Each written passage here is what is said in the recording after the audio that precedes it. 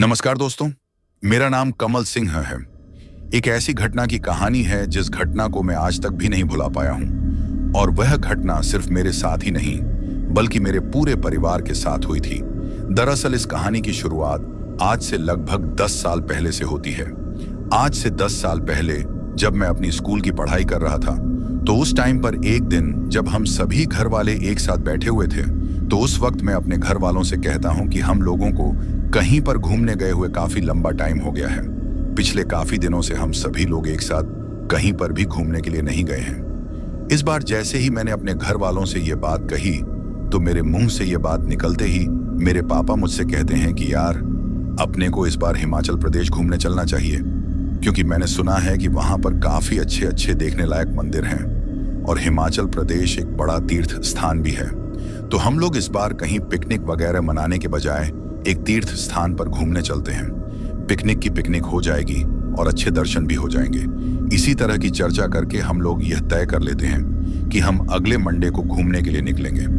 अब जब मंडे का फिक्स हो गया था, तो सभी लोगों ने अपनी अपनी तैयारी करना शुरू कर दी थी, क्योंकि मंडे को आने में अब सिर्फ न दिन का ही टाइम बचा हुआ था।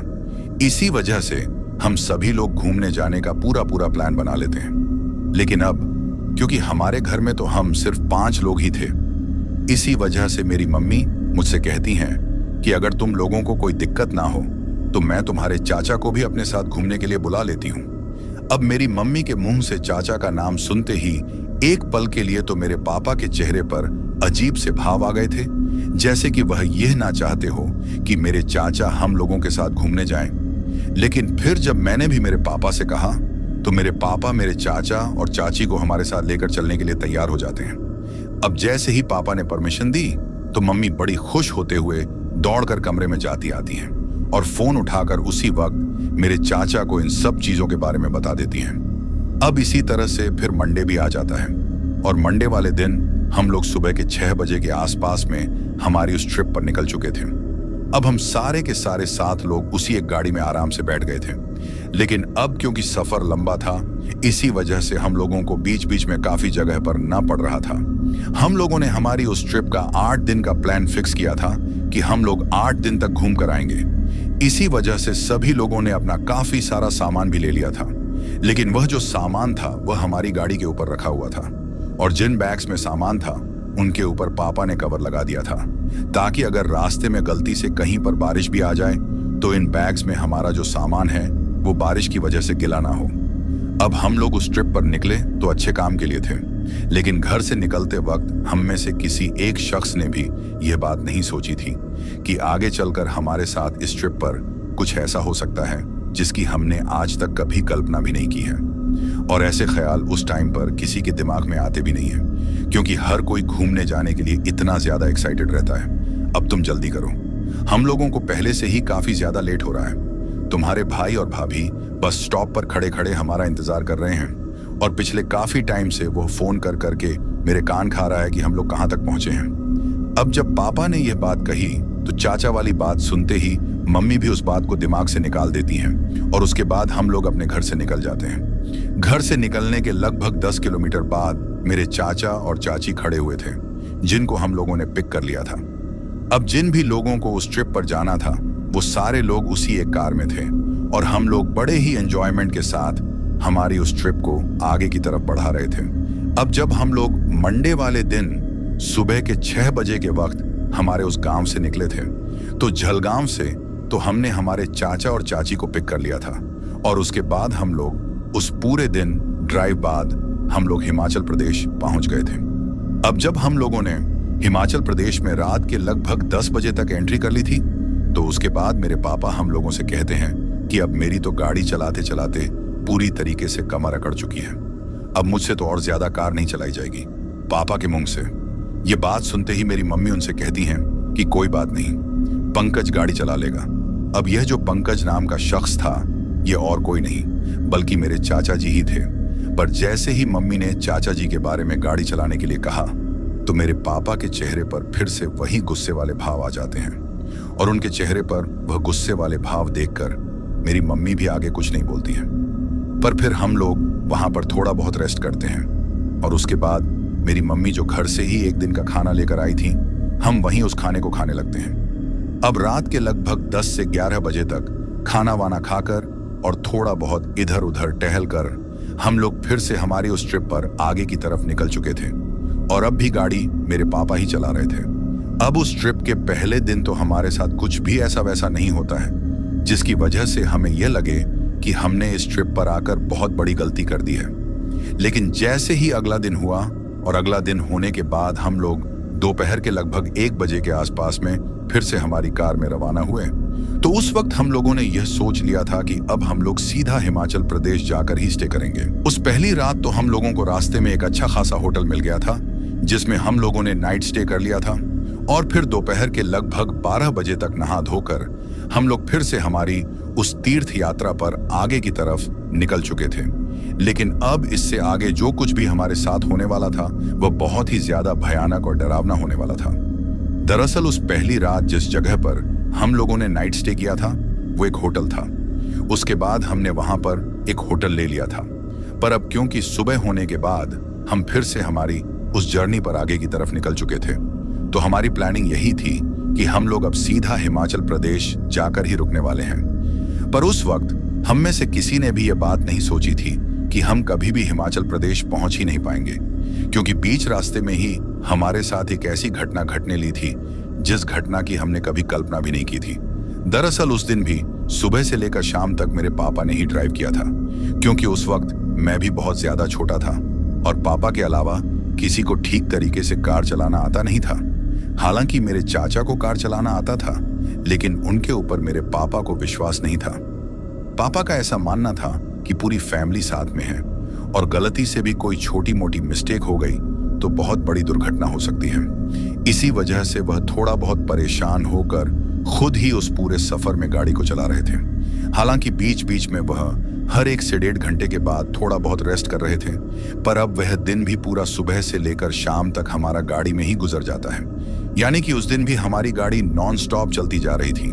तो उसी वक्त मेरी मम्मी ने मेरे पापा से कहा था कि हम अभी तो शहर के बीच में हैं, तो हम किसी होटल में रुककर खाना खा लेते हैं, क्योंकि मम्मी जो घर से खाना लेकर आई थी वह अब तक खत्म हो चुका था और अब हम लोगों को कहीं बाहर का ही कुछ खाना था। इसी वजह से मम्मी ने पापा से ऐसा कहा था।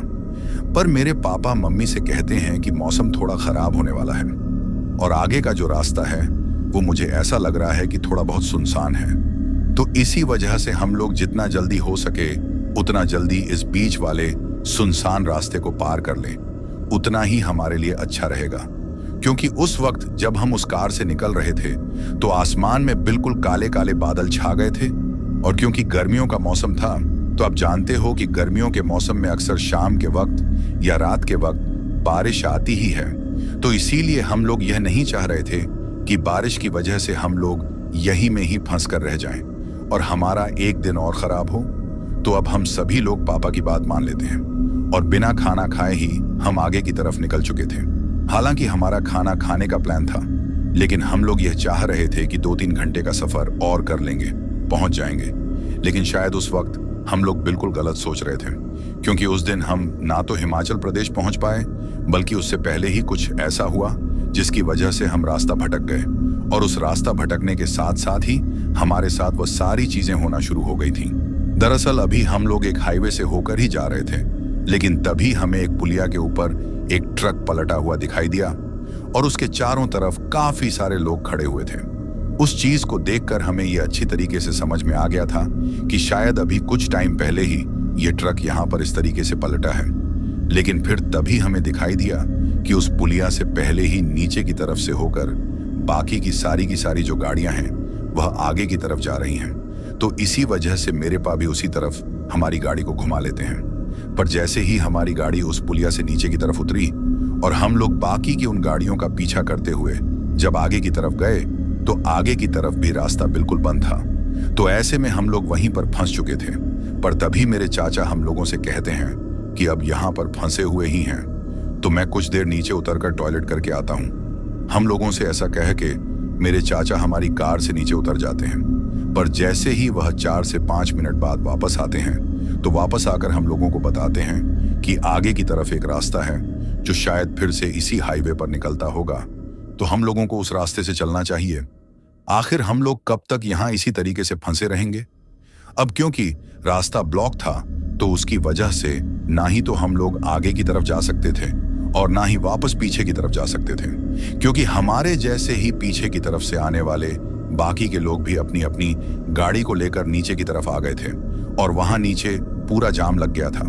तो ऐसे में जब तक वह ट्रक उस पुलिया के ऊपर से साइड में नहीं हटाया जाता तब तक हम लोग वहीं पर फंसे रहने वाले थे।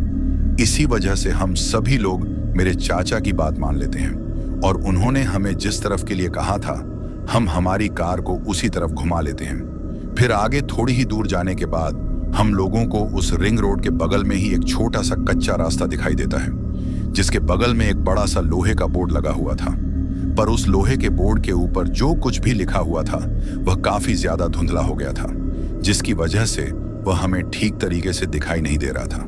लेकिन नीचे की तरफ जो मोटे अक्षरों में लिखा हुआ था वह हमें ठीक तरीके से समझ में आ गया था। उस बोर्ड पर लिखा हुआ था कि इस रास्ते पर आगे की तरफ जो एरिया आने वाला है वह एक जंगल नुमा एरिया है, जो कि जंगल का ही एक हिस्सा है। अब जंगल का नाम पढ़ते ही मेरे पापा खुश हो जाते हैं, क्योंकि उन्होंने मुझसे पहले भी कई बार कहा था कि वो अपने जमाने के टाइम पर कई बार अपने दोस्तों के साथ जंगल में टाइगर सफारी करने के लिए गए थे। तो इसी वजह से जंगल का नाम पढ़ते ही मेरे पापा फुल कॉन्फिडेंस में आ जाते हैं और हम लोगों से कहते हैं कि यहाँ पर तो मैं पहले भी बहुत बार घुमा हुआ हूँ, तो आगे के रास्तों को मैं अच्छी तरीके से पहचान लूंगा। लेकिन उस वक्त मेरे पापा को इस बात का अंदाजा नहीं था कि वह 15 साल के बाद वहां पर घूमने आए हैं। तो पिछले 15 सालों में तो जंगल के अंदर का बहुत कुछ बदल चुका होगा। बहुत सारे रास्ते ऐसे होंगे जो अब बंद हो चुके होंगे, या फिर बहुत सारे रास्ते ऐसे भी होंगे जो नए शुरू हो गए होंगे। पर अब क्योंकि फादर साहब का कहना था तो फादर साहब की बात को कौन टाल सकता था।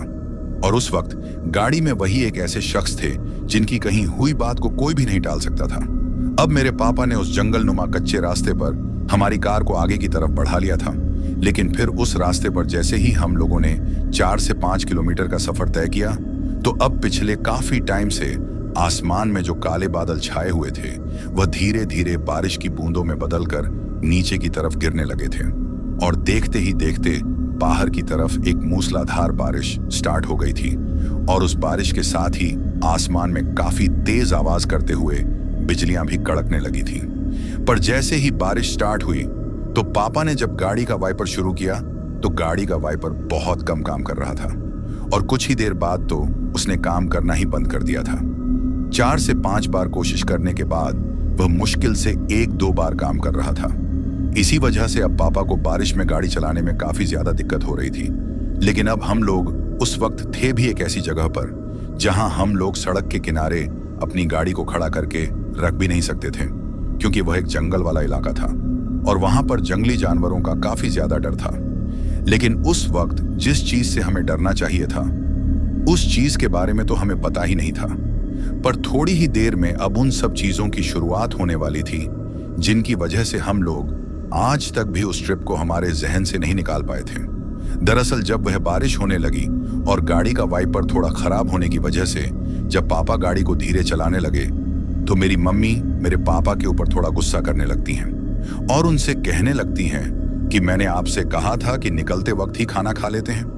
अब रात के 12 बज गए हैं और अब आप हम लोगों को इस जंगल वाले रास्ते पर लेकर आ गए हैं और यहाँ तो दूर दूर तक भी खाने का कोई इंतजाम दिखा नहीं दे रहा है।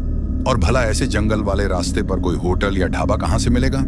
अब क्योंकि पापा की गलती थी तो इस वजह से अब पापा मम्मी के ऊपर गुस्सा भी नहीं कर सकते थे और चुपचाप गाड़ी चलाते हुए उनकी बातों को सुन रहे थे। अभी पापा उनकी बातों को सुन ही रहे थे कि तभी एक ढलान में गाड़ी उतरने के बाद हम लोगों को उसी सड़क पर बगल में एक बड़ा सी गार्डन टाइप की जगह दिखाई देती है और उस गार्डन टाइप की जगह के बिल्कुल सामने ही एक ढाबे के जैसा कुछ बना हुआ था और उस ढाबे पर काफी सारी लाइट लगी हुई थी जिनकी झप्पाहट हमें दूर से ही दिखाई दे गई थी। जब मैंने उस ढाबे को देखा तो मैं पीछे वाली सीट पर बैठा बैठा ही जोर से आवाज लगाकर कहता हूँ कि अरे पापा वो देखो, लगता है वहां पर कोई ढाबा बना हुआ है, चलो हम लोग आज इसी ढाबे पर खाना खा लेते हैं, क्योंकि मुझे तो पेट में काफी ज्यादा चूहे कूद रहे हैं। अब जैसे ही मेरे ऐसा कहने के बाद सभी लोगों ने उस ढाबे की तरफ देखा तो हर कोई वहीं पर रुककर ही खाना खाने की बात कह रहा था। तो अब सभी लोगों की बात मानकर मेरे पापा भी उस ढाबे पर खाना खाने के लिए तैयार हो जाते हैं। लेकिन उस वक्त सभी लोगों को भूख इतनी ज्यादा लगी हुई थी कि कोई भी अपने दिमाग में यह बात नहीं सोच पा रहा था कि आखिर इस सुनसान जगह पर और इस जंगल वाले इलाके में भला ये ढाबा क्यों बना हुआ है। क्योंकि उस रास्ते को देखकर तो ऐसा बिल्कुल भी नहीं लग रहा था कि जैसे यहां से कोई बहुत ज्यादा मुसाफिर गुजरते होंगे जिससे यह ढाबा चल रहा है। और शायद अगर उस रात हमारे दिमाग में ये सब बातें आ जाती तो हम उस मुसीबत में नहीं फंसते। पर क्योंकि भूख इतनी ज्यादा थी कि हम लोगों को उस वक्त इस बात से कोई भी मतलब नहीं था कि यह ढाबा कौन सी जगह पर बना हुआ है। उस वक्त हम लोगों को तो सिर्फ खाना चाहिए था। इसी वजह से मेरे पापा उस ढाबे के बिल्कुल बगल में ही ले जाकर हमारी उस कार को रोक देते हैं। पर जैसे ही हमारी कार उस ढाबे के सामने जाकर रुकी और हम लोग एक एक एक फाटक खोलकर उस कार से नीचे उतरे, तो हमारे नीचे उतरते ही उस ढाबे की जो सारी लाइटें थीं वो एक झप की आवाज करके बंद हो गई थी। और उन लाइटों के बंद होते ही वहां पर चारों तरफ घना अंधेरा पसर गया था। उन लाइटों को बंद होता हुआ देखकर मेरी मम्मी हम लोगों से कहती हैं कि बड़ी ही अजीब बात है, हम लोगों के गाड़ी से नीचे उतरते ही इस ढाबे की सारी लाइट बंद क्यों हो गई। तो उनके ऐसा कहते ही मेरे पापा कहते हैं कि अरे हो सकता है बारिश का मौसम है, इस वजह से लाइट चली गई होगी। पर क्योंकि उस मूसलाधार बारिश में हम लोग ज्यादा देर तक उस गाड़ी के पास भी खड़े नहीं रह सकते थे, इसी वजह से गाड़ी से नीचे उतरते ही सभी लोग अपने आप को बारिश की उन गिरती हुई बूंदों से बचाते हुए उस ढाबे के अंदर पहुंच जाते हैं। उस वक्त वह ढाबा देखने में तो काफी ज्यादा पुराना लग रहा था, लेकिन दूर से जब हमें उसके ऊपर वो चमचमाती हुई लाइट दिखाई दी थी तो हम लोगों को इस बात का अंदाजा नहीं था कि यह कोई पुराना झर्जर टाइप का ढाबा है। पर जैसे ही हम लोग वहां पर पहुंचे तो हमें दिखाई दिया कि वह ढाबा एक झोपड़ी के जैसा बना हुआ था। पर उस वक्त उसकी छत के ऊपर कोई झोपड़ी नहीं थी, बल्कि लोहे की टीन सेट लगी हुई थी और आगे की तरफ एक खुला एरिया था जहां पर खाना खाने वाली टेबल और कुर्सियां लगी हुई थीं। पर जैसे ही हम लोग वहां पहुंचे तो हमें दिखाई दिया कि उस पूरे ढाबे के अंदर दूर दूर तक कोई भी नहीं है और ना ही वहां पर कोई लाइट या फिर रोशनी है। लेकिन बाहर की तरफ जो खाना बनाने की जगह थी उसमें आग जली हुई थी और वहां पर काफी सारे पतीले रखे हुए थे। उन पतीले को देखकर ऐसा लग रहा था कि जैसे उनमें पकी हुई सब्जियां रखी हुई हैं, क्योंकि उस तरफ से खाने की खुशबू आ रही थी। जैसे ही हम सब ने वहां पर उस चूल्हे में आग जलती हुई देखी तो उस जलती हुई आग को देखकर हमें इतना तो अंदाजा हो गया था कि यहाँ पर कोई तो है। पर उस वक्त वो जो कोई भी था वह हमें कहीं पर भी दिखाई नहीं दे रहा था। लेकिन अभी जब मेरे पापा ने वहां खड़े होकर आवाज लगाई कि अरे भाई कोई है, यहां तो उनके ऐसे आवाज लगाते ही हमें अंदर की तरफ से किसी के खांसने की आवाज सुनाई देती है। अब जैसे ही हमने वह किसी के खांसने की आवाज सुनी तो हमें इतना तो यकीन हो गया कि अंदर की तरफ कोई है। पर तभी सामने की तरफ जहां पर वह कुर्सी टेबल लगी हुई थी उसके आगे का दरवाजा खुलता है और जैसे ही वह दरवाजा खुलता है तो हमें उस दरवाजे पर एक बूढ़ा आदमी खड़ा हुआ दिखाई देता है। उस वक्त उस बूढ़े आदमी ने अपने हाथ में एक लालटेन ले रखी थी और उसकी कमर थोड़ी आगे की तरफ झुकी हुई थी। फिर हम लोगों को वहां खड़ा हुआ देखकर वह हमसे कहता है कि अरे आइए साहब, बैठिए, बताइए क्या लेना है, आपको चाय नाश्ता या फिर खाना लगा दूं। अब जैसे ही उस बूढ़े आदमी ने यह बात बोली तो हम उसकी उस बात का कोई जवाब देने के बजाय एक चीज से काफी ज्यादा चौंक गए थे। और अब चीज यह थी कि जैसे ही उस बूढ़े आदमी ने वो दरवाजा खोला तो हमें अंदर की तरफ से काफी सारे लोगों का शोर सुनाई दे रहा था, जैसे कि कोई 25 से 30 लोग एक जगह पर बैठे बैठे आपस में बातें कर रहे हों। जैसे ही हमें वह शोर सुनाई दिया तो हम बड़े ही गौर से उस बूढ़े आदमी की तरफ देखने लगते हैं। पर तभी उसके पीछे एक लड़की आती है जो कि अंदर की तरफ से ही निकल कर आई थी। उस लड़की ने वहां आते ही उस बूढ़े आदमी से कहा कि अरे बाबा जरा साइड में हटो। जैसे ही उस लड़की ने यह बात बोली तो बूढ़ा आदमी उस लालटेन को लेकर बाहर आ जाता है। पर उसके बाहर आते ही हम लोग देखते हैं कि वह लड़की अपने दोनों हाथों से एक बड़े से पतीले को कपड़े के सहारे पकड़कर बाहर की तरफ ला रही थी। जब उसने उस पतीले को कपड़े से पकड़ रखा था तो उस चीज को देखकर ऐसा लग रहा था कि जैसे वह पतीला काफी गर्म है। पर तब तक वह बूढ़ा आदमी हमारे थोड़ा पास आकर खड़ा हो गया था और उसने फिर से वही सब बातें पूछी कि आपको क्या लेना है। तो उसके ऐसा कहते ही हम लोग उससे कहते हैं कि हम सब लोग यहाँ खाना खाने के लिए रुके हैं, तो क्या हमें खाना मिल जाएगा। हमारे मुंह से ये बात सुनते ही वह बूढ़ा आदमी पहले तो थोड़ा सा हंसता है और फिर हंसते हंसते हमसे कहता है कि अगर यहीं पर ही तुम लोगों को खाना नहीं मिलेगा तो फिर कहाँ मिलेगा। आसपास के इस पूरे एरिया में यही सिर्फ एक ऐसा ढाबा है जहां पर दिन ढलने के बाद अंधेरा कायम होते ही खाना मिलना शुरू हो जाता है। अब जब उस बूढ़े आदमी ने हमसे यह बात कही तो हमें उसकी यह बात थोड़ी समझ में नहीं आई। इसी वजह से मेरे पापा उससे कहते हैं कि अंधेरा होते ही खाना मिलने का क्या मतलब है। तो वह बूढ़ा आदमी कहता है कि अरे साहब, हमारे ढाबे पर सिर्फ शाम से लेकर सुबह तक ही खाना मिलता है। दिन के वक्त इस रास्ते से कोई इतना ज्यादा गुजरता तो है नहीं। इसी वजह से हम लोग दिन के टाइम खाना बंद रखते हैं और सिर्फ चाय नाश्ता ही चालू रखते हैं। अब उस बूढ़े आदमी ने यह बात कहकर हम लोगों को एक हाथ से इशारा करते हुए बगल में लगी हुई कुर्सी टेबलों की तरफ बैठने के लिए कहा था, जो कि वहां उस ढाबे के एक कोने में लगी हुई थी। उसके द्वारा उस तरफ इशारा करते ही हम सारे के सारे लोग वहां जाकर बैठने लगते हैं। पर जैसे ही हम लोग वहां जाकर बैठने लगे तो हमें दिखाई दिया कि उन कुर्सी टेबलों के ऊपर इतनी ज्यादा धूल जमी हुई है कि जैसे उनके ऊपर कई दिनों से किसी ने कपड़ा ही ना मारा हो। अब जैसे ही हमने वह चीज देखी तो मेरे पापा थोड़ा गुस्से में उस बूढ़े आदमी की तरफ देखते हुए उससे कहते हैं कि अरे बाबा, कम से कम इन बैठने वाली कुर्सी टेबलों को तो साफ रखा करो, देखो इनके ऊपर कितनी ज्यादा धूल जमी हुई है। अभी वह बूढ़ा आदमी उस लालटेन को लेकर खाना बनाने वाली जगह की तरफ जा ही रहा था कि तभी जैसे ही मेरे पापा ने यह बात बोली तो वह अपनी गर्दन को घुमाकर पीछे की तरफ देखता है। पर जिस वक्त वह मेरे पापा को गर्दन घुमाकर पीछे की तरफ देख रहा था, उस वक्त उसके चेहरे के हाव भाव पूरी तरह तरीके से बदल गए थे। उसकी आंखें काफी मोटी मोटी दिखाई दे रही थीं और उसके चेहरे पर एक अजीब सा गुस्सा था। और उसी गुस्से वाले भाव के साथ उसने एक गुस्से वाली आवाज में कहा कि वहां बगल में वह कपड़ा टंगा हुआ है, उसको उठाकर साफ कर लो। अब जब उसने यह बात कही तो हम सब लोग उसकी तरफ देखकर एक पल के लिए तो काफी ज्यादा डर गए थे, क्योंकि अमूमन इंसान की गर्दन जितना साइड में घूमती है, उस वक्त उस बूढ़े आदमी की गर्दन उससे कहीं ज्यादा पीछे की तरफ घूम गई थी। हालांकि वो पूरा पीछे की तरफ नहीं घूमी थी, लेकिन जितना भी घूमी थी उसको देखकर ऐसा लग नहीं रहा था कि किसी नॉर्मल इंसान की गर्दन इतना पीछे की तरफ घूम सकती है। पर फिर हम सभी लोग उसके ऊपर से ध्यान हटा देते हैं और वहां पास में ही जो कपड़ा टंगा हुआ था उसको उठाकर उन कुर्सी टेबलों को साफ करने लगते हैं। और फिर उनके ऊपर से सारी धूल साफ करने के बाद हम वहां पर बैठ गए थे।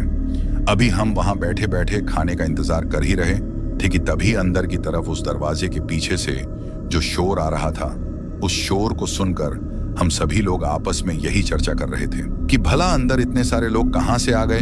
बाहर की तरफ तो ना ही कोई गाड़ी खड़ी हुई है और ना ही कुछ और है। इस पूरे ढाबे पर तो हमारी गाड़ी के अलावा दूर दूर तक कोई भी दूसरा शख्स दिखाई नहीं दे रहा है। साथ ही उस वक्त जब हम वहां पर बैठे बैठे उस ढाबे से सामने की तरफ देख रहे थे जहां पर हमारी गाड़ी खड़ी हुई थी, तो उसी दौरान हमारी नजर उस सड़क के बिल्कुल दूसरी तरफ भी पड़ रही थी, जहां पर उस ढाबे के बिल्कुल सामने वो सुंदर सा पार्क बना हुआ था। उस पार्क को देखकर मैं मेरे पापा से कहता हूं कि भला इस सुनसान जंगल वाली सड़क पर यह इतना सुंदर पर किसने बनाया होगा। ये पार्क तो किसी शहर वाले पार्क की तरह लग रहा है। तो मेरे मुंह से यह बात सुनकर मेरे चाचा मुझसे कहते हैं कि शायद यह किसी की पर्सनल प्रॉपर्टी है और उसी शख्स ने यहाँ इस सुनसान रास्ते से गुजरने वाले राहगीरों के लिए यह पार्क बनाया हो ताकि वह लोग यहाँ रुककर थोड़ा आराम कर सके। अभी हम आपस में ये सब बातें कर ही रहे थे कि तभी वह जो लड़की थी जो अभी कुछ टाइम पहले उस दरवाजे के पीछे से वह पतीला लेकर निकली थी, वह हम सभी के लिए वहां पर खाना लेकर आ जाती है। और जिस वक्त वह हम लोगों को खाना परोस रही थी, उस वक्त वह हम में से हर शख्स की तरफ अजीब तरीके से देख रही थी। उस वक्त उसकी निगाहें हर किसी के चेहरे के ऊपर कुछ देर के लिए टिकती और फिर उसके बाद वह उसी तरीके से उसके बगल में बैठे हुए दूसरे शख्स को देखने लग जाती थी। उसके हाथ हम लोगों को खाना परोस रहे थे, लेकिन उसकी नजरें नीचे की तरफ खाना परोस टाइम उस तरफ नहीं थी। वह तो हम लोगों के चेहरों की तरफ देख रही थी, लेकिन जैसे ही खाना परोसने के बाद वह जाने लगी तो उसके चेहरे पर एक अजीब सी स्माइल आ गई थी और उस चीज को मैंने नोटिस कर लिया था। लेकिन जैसा कि मैंने आपको कहानी में पहले कहा कि उस वक्त हम लोगों को भूख इतनी ज्यादा लगी हुई थी कि हम दूसरी किसी भी चीज की तरफ ज्यादा गौर नहीं कर रहे थे और इसी वजह से उस वक्त हमारे साथ वहां पर जो कुछ हो रहा था हम उसको समझ नहीं पा रहे थे। इसके साथ ही जब हम वहां बैठे बैठे खाना खा रहे थे तो जिस कोने में बैठकर हम लोग उन कुर्सी टेबलों के ऊपर खाना खा रहे थे उसके बिल्कुल ठीक सामने ही उस ढाबे पर वह खाना बनाने वाली जगह थी जहां पर वह चूल्हा जला हुआ था और वहां अलग अलग पत्ती में वो सब्जियां रखी हुई थी जिनकी खुशबू हमें वहां उस ढाबे पर पहुंच समते ही महसूस हो गई थी। पर अब जब वही सारी सब्जियां हमारे सामने थाली में थी तो हम लोग भूखे भेड़ियों की तरह उस खाने के ऊपर टूट पड़े थे और हर कोई दूसरी तरफ ध्यान दिए बिना सीधा खाने पर ध्यान दे रहा था। पर पता नहीं मुझे उस ढाबे पर कुछ अजीब सा महसूस क्यों हो रहा था और इसी वजह से मैं खाना खाते वक्त बार बार उस जगह की तरफ देख रहा था जहां पर वह चूल्हा जल रहा था। जब मैं उस तरफ देख रहा था तो मुझे दिखाई दे रहा था कि वो जो बूढ़ा आदमी है वह वहीं पर खड़ा खड़ा एक तक हम सभी लोगों की तरफ देख रहा है और हम लोग जैसे जैसे उस खाने को खाते जा रहे थे वैसे वैसे ही उसके चेहरे पर एक अजीब सी मुस्कान आ रही थी। लेकिन तभी वह लड़की फिर से हम लोगों के लिए और खाना लेकर आ जाती है और हम लोग फिर से उससे खाना लेकर खाने लगते हैं। लेकिन तभी उस दरवाजे के पीछे से एक बूढ़ी औरत भी निकल कर आती है और उस बूढ़ी औरत ने भी अपने हाथ में बिल्कुल उस बूढ़े आदमी के जैसी ही एक पुरानी जर्जर हो चुकी लालटेन ले रखी थी। पर उस वक्त वह लालटेन बिल्कुल अच्छी कंडीशन में जली हुई थी। साथ ही उस बूढ़ी औरत की कमर भी उस बूढ़े आदमी की तरह थोड़ी सी आगे की तरफ झुकी हुई थी और उस बूढ़ी औरत ने तो अपने हाथ में एक लकड़ी भी ले रखी थी जिस लकड़ी के सहारे वह चल रही थी। जब वह बूढ़ी औरत उस दरवाजे से निकलकर उस बूढ़े आदमी के पास में जाकर वहां पर खड़ी हो गई तो हमें लगा कि शायद यह भी इन्हीं लोगों के साथ है जो इस ढाबे पर काम करती हैं। इसके बाद कुछ ही देर में हम सभी लोग खाना खाकर बिल्कुल फ्री हो चुके थे पर भूख के मारे हम लोगों ने कुछ जरूरत से ज्यादा ही खाना खा लिया था जिसकी वजह से हमें खाना खाते ही हल्की हल्की नींद आने लगी थी। और शायद नींद आने के पीछे की वजह यह भी थी कि हम लोग पिछले 8 से 10 घंटे से लगातार सफर तय करते हुए आ रहे थे जिसकी वजह से हमारा बदन पूरी तरीके से अकड़ चुका था और शरीर में एक अजीब सी थकान आ गई थी। पर जैसे ही हम लोग खाना खाकर थोड़ा फ्री हुए तो बाहर की तरफ जो बारिश थी वह अब पूरी तरीके से रुक चुकी थी। बारिश के रुकते ही हम लोगों ने सोचा कि अब आगे का सफर तय करना थोड़ा आसान रहेगा। लेकिन पता नहीं क्यों जैसे ही हम लोग खाना खाकर उठे तो हम लोगों से ठीक तरीके से चला भी नहीं जा रहा था और हमारा सिर अजीब तरीके से घूम रहा था। इसके साथ ही आंखों में बहुत ज्यादा नींद भर गई थी। उस चीज की वजह से हम लोगों को इस बात का अच्छी तरीके से अंदाजा हो गया था कि अब हम लोगों का थोड़ा रेस्ट करना बहुत जरूरी है। जिसके चलते जब मेरे पापा ने उस बूढ़े आदमी के पास जाकर उससे पूछा कि हम लोग थोड़ी देर रेस्ट करना चाहते हैं तो आप हमें कोई ऐसी जगह बताओ जहां पर हम सभी लोग थोड़ा आराम कर सकें। तो वह बूढ़ा आदमी मुंह से तो कुछ नहीं बोलता है लेकिन अपने एक हाथ की उंगली से उस ढाबे के बिल्कुल सामने की तरफ वो जो पार्क था उसकी तरफ इशारा करता है और उस बूढ़े आदमी का इशारा पाते ही मेरे पापा भी उस पार्क में आराम करने के लिए तैयार हो जाते हैं क्योंकि वो जो पार्क था वह दिखने में काफी ज्यादा खूबसूरत था। नीचे की तरफ हरी भरी घास उगी हुई थी और छोटे छोटे पेड़ पौधे लगे हुए थे जिनमें कई तरह के सुनहरे फूल थे। लेकिन जो सबसे ज्यादा ताज्जुब वाली बात थी वह यह थी कि जैसे ही मेरे पापा उस बूढ़े आदमी के पास जाकर उसको खाने के पैसे देने लगे तो वह बूढ़ा आदमी हम लोगों से खाने के पैसे लेने के लिए मना कर देता है। जब यह चीज हुई तो पहले तो हमें बहुत ज्यादा अजीब लगा लेकिन जब हमने उस बूढ़े आदमी से इस चीज के पीछे की वजह पूछी तो वह हम लोगों से कहता है कि मैं किसी भी शख्स से तब तक पैसे नहीं लेता हूं जब तक हमारे यहाँ का खाया हुआ खाना उसको पच नहीं जाता। आप लोग सामने की तरफ जाकर आराम करो और कुछ देर आराम करने के बाद जब आपकी नींद पूरी हो जाए तो उसके बाद जाते टाइम आप पैसे दे जाना। मैं कहीं भाग कर थोड़ी जा रहा हूं। अब जैसे ही उस बूढ़े आदमी ने बात कही तो उसकी वह बात सुनकर हम लोग काफी ज्यादा खुश हो जाते हैं कि वह बूढ़ा आदमी दिल का कितना ज्यादा अच्छा है। पर उस वक्त उसने हमसे पैसे क्यों नहीं लिए थे इसके पीछे की जो असल वजह थी वह उस वक्त हमें पता नहीं चल रही थी। पर फिर हम लोग हमारी कार की तरफ जाते हैं और कार में से हमारी जो चटाई थी उसको निकाल लेते हैं क्योंकि चटाई हम लोग घर से ही लेकर आए थे कि अगर रास्ते में कहीं पर सड़क के किनारे बैठकर खाना खाने का प्रोग्राम बन गया तो हम उस चटाई को बिछाकर आराम से उसके ऊपर बैठकर खाना खा लेंगे। पर अब आप लोग सोच रहे होंगे कि हम लोगों ने तो खाना उसके ऊपर ही खा लिया था तो फिर हम लोग उस चटाई को क्यों निकाल रहे थे। तो यहाँ पर मैं आप लोगों को बता दूं कि क्योंकि अभी थोड़े टाइम पहले ही बारिश रुकी थी तो इस वजह से उस पार्क के अंदर जो नीचे की तरफ हरी भरी घास थी वो थोड़ी गीली थी, जिसकी वजह से जैसे ही हम लोग उस गीली घास के ऊपर लेटते थे तो हमारे कपड़े खराब हो सकते थे।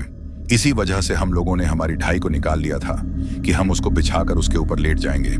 पर बाकी के लोग तो चटाई और कुछ सामान लेकर उस पार्क की तरफ चले गए थे। लेकिन तभी मेरे पापा मुझसे कहते हैं कि अरे मही बेटा, जरा कार के अंदर से पानी की बोतल निकाल लाना, क्योंकि मुझे खाना खाने के बाद थोड़ी प्यास लगती है। पापा के ऐसा कहते ही मैं बीच रास्ते से ही वापस कार की तरफ लौटने लगता हूँ। पर जैसे ही मैंने कार का फाटक खोलकर उस पानी वाली बोतल को निकाला तो मुझे दिखाई दिया कि उस बोतल में तो सिर्फ थोड़ा सा ही पानी बचा हुआ है। उस उतने से पानी को देखकर मैं सोचूं कि मैं अभी सामने की तरफ ढाबे के ऊपर जाकर फिर से इस बोतल में पानी भर लाता हूँ। यही बात सोचकर मैंने उस बोतल के अंदर वह जो थोड़ा बहुत पानी था उसको भी वहीं पर खाली कर दिया था और फिर मैं उस खाली बोतल को लेकर ही उस ढाबे की तरफ जाने लगा था। लेकिन जब मैं उस ढाबे की तरफ फिर से जा रहा था तो उस वक्त बाहर की तरफ ना ही तो वह बूढ़ा आदमी था, ना ही वह बूढ़ी औरत थी, और अब तो वह लड़की भी मुझे कहीं पर दिखाई नहीं दे रही थी। पर जैसे ही मैं फिर से ठीक उसी जगह पर पहुंचा जहां पर बैठकर हमने खाना खाया था, तो अब मैं उस नल की तरफ बढ़ने लगता हूं जिस नल पर हम लोगों ने खाना खाने के बाद हाथ मुंह धोया था। अब जैसे ही मैं उस नल के पास गया और उसको खोलकर अपनी बोतल भरने लगा तो मुझे बोतल में पानी के गिरने की आवाज सुनाई देने लगी थी। लेकिन क्योंकि उस वक्त बारिश की वजह से काफी टाइम पहले से ही लाइट कटी हुई थी तो अब वहां पर अंधेरा था, जिसकी वजह से मुझे उस बोतल के अंदर का कुछ ठीक तरीके से दिखाई नहीं दे रहा था। और सच कहूं तो उस वक्त मेरा ध्यान बोतल की तरफ था भी नहीं। मैं तो उस दरवाजे की तरफ देख रहा था जिस दरवाजे के अंदर से वह इतने सारे लोगों की आवाजें आ रही थीं, और जिस वक्त मैं वह पानी की बोतल भर रहा था उस टाइम भी वह आवाजें मुझे बिल्कुल ठीक तरीके से वैसे की वैसे ही सुनाई दे रही थीं। अब उन आवाजों को फिर से महसूस करते ही मैं बोतल को भरने के बाद अपने कदमों को उसी दरवाजे की तरफ बढ़ाने लगता हूं। लेकिन बोतल को भरने के बाद भी मैंने गौर से बोतल की तरफ देखा नहीं था कि मैंने बोतल में पानी भरा है या फिर कुछ और ही भरा है। उस वक्त मेरे कदम जैसे जैसे उस दरवाजे की तरफ बढ़ते जा रहे थे वैसे वैसे ही पता नहीं क्यों पर मेरे शरीर में एक अजीब सी कंपन होती जा रही थी। और जैसे ही मैं उस दरवाजे के पास पहुंचा तो अंदर उस दरवाजे के आगे जो कुछ भी नजारा था उस नजारे को देखकर मेरी तो सिट्टी पिट्टी गुल हो गई थी। और मुझे यह समझ में आ गया था कि आज मैं और मेरे साथ साथ मेरी पूरी फैमिली एक बहुत बड़ी मुसीबत में फंस चुके हैं। क्योंकि जब मैंने उस दरवाजे के अंदर की तरफ झांक कर देखा तो मुझे दिखाई दिया कि उस दरवाजे के दूसरी तरफ तो एक बड़ा सा तालाब है, और वह तालाब उस दरवाजे की दहलीज तक था जिसमें काफी सारा पानी भरा हुआ था। और उस तालाब पर सामने की तरफ उसके किनारों पर 4 से 5 बरगद के पेड़ थे, और उन बरगद के पेड़ों पर कई सारे लोगों की लाशें लटकी हुई थीं। उनकी वो लाशें फांसी के फंदे के बल बरगद के पेड़ों से लटकी हुई थीं। एक बरगद के पेड़ पर कम से कम 10 से 12 लोगों की लाशें लटकी हुई थीं, और वहां पर जो लाशें थीं वो सिर्फ मर्द लोगों की ही नहीं थीं, बल्कि उन 20 से 25 लाशों में औरतें, छोटे बच्चे और जो भी बूढ़े लोग थे वो सारे के सारे थे। लेकिन जिस वक्त वह फांसी के फंदे के बल और बरगद के पेड़ों से लटके हुए थे उस वक्त भी वो किसी जिंदा इंसान की तरह एक दूसरे से बातें कर रहे थे। भले ही फांसी का फंदा उनके गले में फंसा हुआ था और वह उस फांसी के फंदे के बल ही अपने पूरे शरीर के वजन पर वहां लटके हुए थे, लेकिन फिर भी उन लोगों का दम नहीं घुट रहा था। और वह चीज देखते ही मुझे समझ में आ गया था कि यहाँ पर कुछ बहुत ही भयंकर हो रहा है। लेकिन तभी एकाएक ही मेरी नजर उन लोगों के पैरों की तरफ चली जाती है, और जैसे ही मैं उन लोगों के पैरों की तरफ देखता हूँ तो मुझे दिखाई देता है कि उन सभी के सभी लोगों के पैरों के जो पंजे थे वह बिल्कुल उल्टे हो रखे हैं, यानी कि उनकी तो आगे की तरफ है और पैरों की उंगलियां पीछे की तरफ। उस चीज को देखते ही मैं समझ गया था कि यहाँ पर क्या हो रहा है। पर उन सब चीजों को देखने के बाद मैं इतना ज्यादा डर चुका था कि अब मेरा शरीर पूरी तरीके से सुन्न पड़ चुका था और मेरे चेहरे पर बिल्कुल पसीना आ गया था। लेकिन फिर भी मैं किसी तरीके से हिम्मत करके जैसे ही वापस सामने की तरफ जो पार्क था उसकी तरफ जाकर मेरे घर वालों को वह बातें बताने के लिए पीछे पलटा, तो पीछे की तरफ पलटते ही मैं थोड़ा सा हक लाकर 2 कदम पीछे होकर उस दरवाजे से टकरा जाता हूं। और टकराते ही मैं उस तालाब में पीछे की तरफ गिरने ही वाला था कि तभी मेरा एक हाथ उस दरवाजे को पकड़ लेता है, जिसकी वजह से मैं नीचे उस पानी में गिरता गिरता बच गया था। अब आप लोग सोच रहे होंगे कि आखिर पीछे मुड़ते ही मैंने ऐसा क्या देख लिया था जिसकी वजह से मैं इतना ज्यादा डर गया था। तो मैं आपको बता दूं कि जैसे ही मैं पीछे की तरफ पलटा तो मेरे ठीक पीछे उस वक्त वही लड़की खड़ी हुई थी जो हम लोगों को वहां पर वो खाना लाकर परोस रही थी। लेकिन अब उस लड़की का जो हुलिया था वह पूरी तरीके से बदल गया था। अभी कुछ टाइम पहले खाना परोस वक्त जो लड़की मुझे बिल्कुल सीधी सादी और भोली भाली दिखाई दे रही थी, अब वह बिल्कुल भी वैसी नहीं थी, बल्कि उसकी जो आंखें थीं वह काफी ज्यादा बड़ी बड़ी हो चुकी थीं और उसकी आंखों के बीच का जो काला कांच था वह गायब था, जिसकी वजह से उसकी आंखें पूरी तरीके से सफेद थीं। इसके साथ ही उसके होठों पर किसी जंगली जानवर की तरह दो लंबे लंबे दांत बाहर की तरफ आए हुए थे और उसके जो होंठ थे वह जगह जगह से छोटे छोटे टुकड़ों में कटे हुए थे, जिसकी वजह से उन होठों से एक अजीब सी खून की लार टपक रही थी। लेकिन वह जो खून था वह जिंदा इंसानों की तरह कोई लाल खून नहीं था, बल्कि वह तो एक काला खून था। यानी कि कुल मिलाकर उस वक्त वह लड़की मेरे सामने एक भटकती हुई डायन या फिर चुड़ैल वाले हुलिये में थी। और इतने डरावने हुलिये में उस लड़की को अपने इतना करीब खड़ा हुआ देखकर मैं बहुत ज्यादा डर गया था। पर तभी मेरे को उस तरीके से डरता हुआ देखकर वह लड़की काफी अजीब सी आवाज में हंसने लगी थी और अपनी गर्दन को एक तरफ अजीब तरीके से झुकाते हुए मुझे उसी भारी सी आवाज में कहने लगी थी कि मरोगे, तुम सब लोग मरोगे, अब तुम में से कोई भी नहीं बचेगा। अब जैसे ही मैंने उसके मुंह से वह आवाज सुनी तो मेरे मुंह से एक बहुत ही भयंकर चीख निकल गई। पर जैसे ही मैं वहां पर चीखा तो वह लड़की पलक झपकते ही वहां से गायब हो गई और उस लड़की के गायब होते ही मैं अपनी पूरी हिम्मत जुटाकर वहां से इतना तेज सामने की तरफ जो पार्क था जहां पर मेरी फैमिली के सारे लोग आराम कर रहे थे उनकी तरफ दौड़ता हुआ जाता हूं। लेकिन जैसे ही मैं सड़क को पार करने लगा तो एक तरफ से एक इतना तेज स्पीड में ट्रक आता है कि उस ट्रक से मेरी टक्कर होते होते ही बची थी। पर उतनी तेज स्पीड में जब वो ट्रक वहां से गुजरा तो मैं यह चीज समझ ही नहीं पाया कि आखिर इस जंगल वाले रास्ते पर कोई इतनी तेज स्पीड में इस ट्रक को कैसे चला रहा है। लेकिन फिर मैं उस बात को छोड़ता हूं और सामने की तरफ दौड़ता हुआ उस पार्क में जाता हूं जहां पर मेरी फैमिली के सभी लोग लेटे हुए थे। पर जैसे मैं वहां पर गया तो मुझे दिखाई दिया कि वो लोग तो एक जगह पर किसी कूड़े के ढेर की तरफ पड़े हुए हैं। यानी कि उनको देखकर ऐसा लग रहा था कि शायद खुद की मर्जी से वहां पर लेटने से पहले ही वो लोग बेहोश होकर उस तरीके से वहां पर गिर गए थे।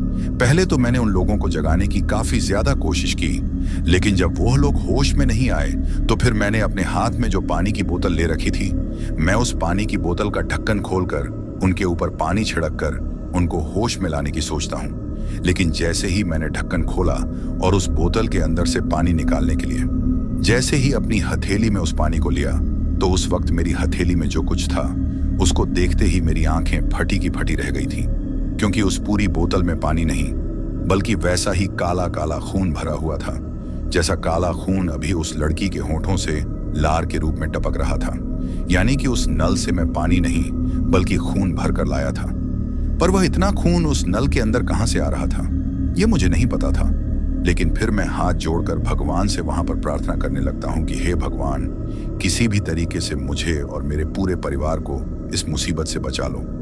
अभी मैं वैसी प्रार्थना कर ही रहा था कि तभी मेरे प्रार्थना करते ही वापस से आसमान से कुछ बारिश की बूंदें गिरने लगती हैं। और जब वह बारिश की बूंदें वहां पर लेटे हुए मेरे परिवार के लोगों के चेहरों पर गिरती हैं तो उनको होश आता है। और जैसे ही उनको होश आता है तो जब उनके होश में आने के बाद मैं उनको वह सारी चीजें बता आता हूं तो वह सभी लोग काफी ज्यादा डर जाते हैं। और उसके बाद हम सभी लोग वहां से भागते हुए अपनी गाड़ी की तरफ जाते हैं और गाड़ी में बैठकर उस ढाबे की तरफ देखे बिना ही वहां से आगे की तरफ निकल जाते हैं। लेकिन जैसे ही वह सुनसान सरिस्का की जंगल वाली सड़क आगे की तरफ जाकर फिर से एक हाईवे पर निकलती है और थोड़ा बहुत सिटी वाला इलाका आता है तो हम लोग वहीं पर अपनी कार को रोक देते हैं, क्योंकि मेरी मम्मी ने हम लोगों से साफ साफ कह दिया था कि अब हम लोग ना ही तो हिमाचल प्रदेश घूमने जाएंगे और ना ही कहीं और जाएंगे, बल्कि हम लोग यहीं से वापस लौट जाएंगे। लेकिन वो पूरी रात तो हम लोगों ने कैसे भी करके उस गाड़ी में ही गुजरी और उसके बाद जैसे ही सुबह हुई तो हम वापस से उसी रास्ते से दिन के वक्त लौट आए थे। लेकिन अब यहाँ पर मैं आप लोगों को जो कुछ बताने जा रहा हूँ उसको सुनकर तो आप लोग मेरी इस बात पर यकीन ही नहीं कर पाओगे, क्योंकि जैसे ही हम उस जंगल वाले रास्ते से वापस लौटे, तो जिस जगह पर वो ढाबा बना हुआ था, उस जगह पर जैसे ही हमारी कार वहां से गुजरी, तो हमें दिखाई दिया कि वहां पर तो अब दिन के वक्त कोई ढाबा था ही नहीं, बल्कि उस सड़क के एक तरफ तो वो जो मैंने तालाब देखा था वह तालाब था, और उस तालाब के सामने की तरफ किनारों में वही 4 से 5 बरगद के पेड़ थे। पर उस वक्त दिन में तो उन बरगद के पेड़ों से लटकी हुई कोई भी लाश हम लोगों को दिखाई नहीं दे रही थी। लेकिन हमारी फटकर पिचत तो तब हुई जब हमने उस ढाबे के ठीक सामने की तरफ वो जो पार्क था उस तरफ देखा, और जैसे ही हमने उस तरफ देखा तो हमें दिखाई दिया कि वहां पर वह कोई भी पार्क नहीं था, बल्कि वह तो एक पुराना वीरान पड़ा हुआ कब्रिस्तान था, जहां पर काफी सारी कब्र बनी हुई थी। यानी कि अब ना ही तो वहां पर कोई हरी भरी घास थी और ना ही कोई फूल पत्ती वाले पेड़ पौधे थे, बल्कि वह एक काफी गंदगी से भरी हुई और सूखे हुए घास की जगह थी।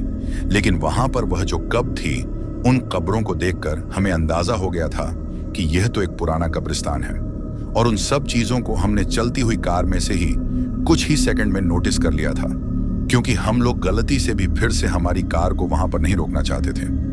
और फिर हम लोग किसी भी जगह पर घूमे बिना ही वापस सीधा अपने घर पर लौट आए थे। लेकिन घर पर लौटने के बाद भी सभी लोगों की तबीयत अचानक से ही खराब होने लगी थी। हर किसी को बहुत तेज बुखार आने लगा था और सभी लोगों के हाथ पैर दर्द के मारे टूटने लगे थे। पर जब मेरे चाची चाचा ने हमारी नानी को यह सारी बातें बताई, तो मेरी नानी ने हम घर पर आकर हमारे घर का शुद्धिकरण करवाया और हम सभी लोगों के ऊपर से किसी बुरी बला का साया उतारने के लिए दिलवाया। और उसके बाद हमारे घर पर एक बहुत बड़ी पूजा भी हुई थी, क्योंकि जिन पंडित जी को नानी हमारे घर पर लेकर आई थी, उन्होंने हमसे साफ साफ कह दिया था कि अगर आप सब लोग यह सब चीजें नहीं करवाओगे तो आपके साथ आगे जाकर कोई बहुत बड़ी अनहोनी हो सकती है। लेकिन फिर अब वह सब चीजें करवाने के बाद तो इतने सालों में कब अभी भी कुछ भी ऐसा नहीं हुआ। लेकिन हम लोग आज तक भी उस घटना को अपने जहन से नहीं निकाल पाए हैं। लेकिन आज तक हमें यह भी समझ में नहीं आया कि उस रात हमारे साथ जो कुछ हुआ था वो क्या था। अगर आप लोग इस कहानी को सुनने के बाद कुछ समझ पा रहे हो तो कमेंट करके जरूर बताना। तो दोस्तों, ये थी हमारी आज की कहानी। आपको कैसी लगी ये आप मुझे कमेंट बॉक्स में कमेंट करके जरूर बताना।